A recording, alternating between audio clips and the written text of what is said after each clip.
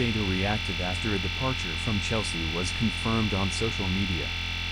The Ecuadorian midfielder has gradually come into his own after a tough start to life at Stamford Bridge.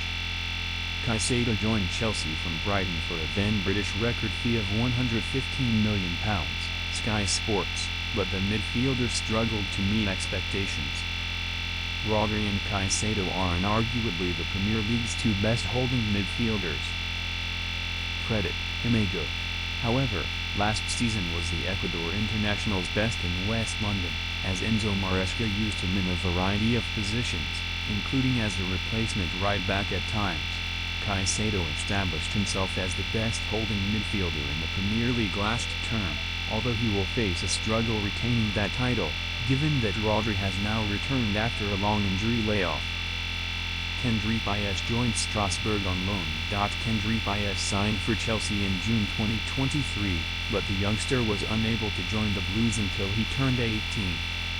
The Ecuadorian wonderkid has long been touted as a future star, although his off-field decision-making may need some fine-tuning, as he has been involved in a series of scandals related to his partying.